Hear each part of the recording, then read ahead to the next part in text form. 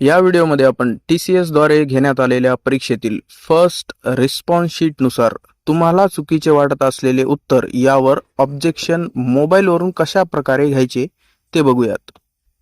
त्यासाठी आवश्यक म्हणजे डेस्कटॉप मोड ऑन करणं तुम्हाला गरजेचं आहे.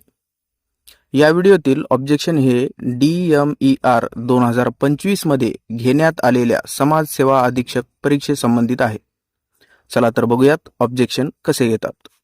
सर्वात पहिले तुम्हाला संबंधित परीक्षेच्या लॉग इन पेजवरती यावे लागेल. इथे तुमचा लॉग इन ID, इथे पासवर्ड, त्यानंतर इथे कॅप्चा कोड टाकून लॉग इन करा.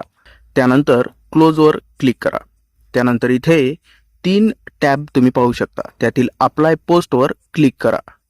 यानंतर या ठिकाणी तुम्ही कोणत्या पोस्टसाठी फॉर्म भरला होता ते दिसते आणि इथे ॲक्शन खालील आय बटनवर क्लिक करा. त्यानंतर दुसरे पेज ओपन होईल.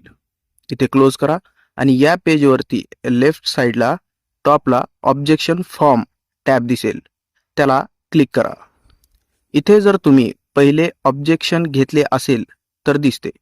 त्यानंतर इथे उजवीकडे ॲडचं चिन्ह दिसेल, त्यावर क्लिक करा. क्लोज करा. त्यानंतर तुम्हाला दिसेल ऑब्जेक्शन फॉर्म.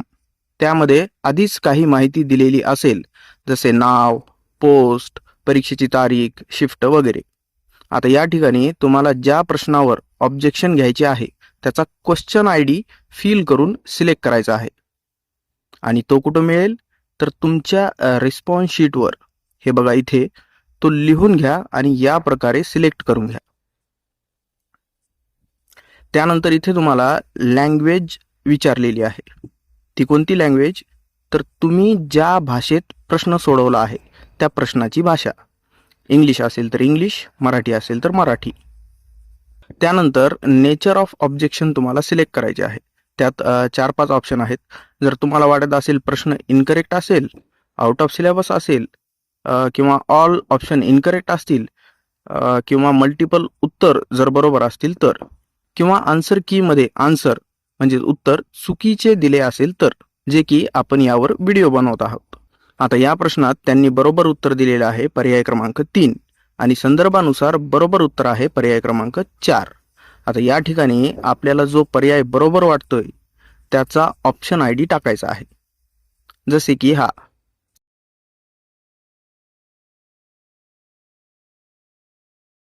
त्यानंतर इथे तुम्हाला हा पर्याय का बरोबर आहे आणि तुम्ही कोणता संदर्भ यासाठी जोडला आहे ते थोडक्या शब्दात लिहायचं आहे, जसे की या ठिकाणी लिहिलेलं आहे.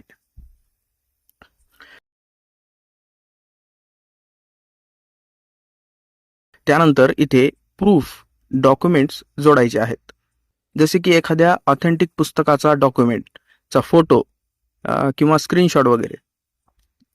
जास्तीत जास्त तुम्ही 3 डॉक्युमेंट या ठिकाणी अपलोड करू शकता. ते कसे करायचे बघूयात. डॉक्युमेंट 1ला सिलेक्ट करून इथे क्लिक करून फोटो निवडा. त्यानंतर फाईल अपलोड झालेले या ठिकाणी दाखवेल.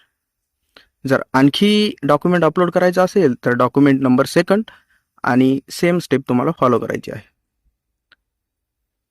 त्यानंतर सबमिटवर क्लिक करून 100 रुपये फीस भरायची. कार्ड असेल तर कार्डवरून आणि फोनपे वगैरे असेल तर फोनपे सिलेक्ट करून. फीस सक्सेसफुली भरल्यानंतर इथे तुम्हाला ऑब्जेक्शन घेतलेली सर्व माहिती दिसेल. तर या प्रकारे तुम्ही ऑब्जेक्शन घेऊ शकता. आणि हे झालं एका प्रश्नासाठी. जर तुम्हाला आणखी प्रश्नावर ऑब्जेक्शन घ्यायचं असेल तर सेम स्टेप तुम्हाला फॉलो करावी लागेल. तर आशा करतो की तुम्हाला TCS परीक्षेसंबंधित ऑब्जेक्शन कशा प्रकारे घ्यायचे ते समजले असेल. धन्यवाद.